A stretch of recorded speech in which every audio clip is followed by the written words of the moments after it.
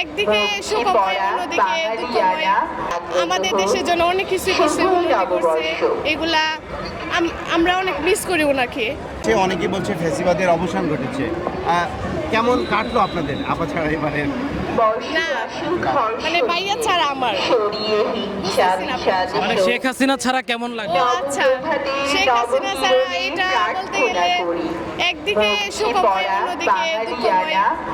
উনি আমাদের দেশের জন্য অনেক কিছু করছে, উন্নতি করছে, এগুলা আমরা অনেক মিস করি ওনাকে। তো একদিকে আমাদের অনেক খারাপও লাগতেছে ওনার জন্যে, তো এটাই, আর কিছু বলার নাই। আজকে যে তার যে ফ্যাসিবাদী একটা প্রতীকী দেখলাম আমরা, লাইক হচ্ছে কিছুটা রাক্ষসের মতো একটা প্রতিকৃতি দেখলাম, এই ব্যাপারে আপনার মতামত কি?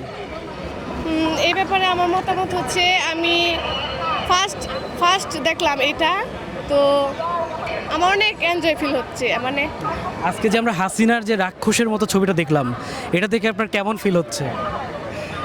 এটা তো আমি এখনো দেখি নাই। আপনি বলেন ওই যে আজকের দিনে প্রত্যাশাটা কি, মানে নতুন বছরে কি প্রত্যাশা করেন, কেমন প্রত্যাশা করেন? নতুন বছরে নতুন সফলতা নিয়ে সবাই আমরা সামনে এগিয়ে যাব, এটাই তো আমাদের প্রত্যাশা।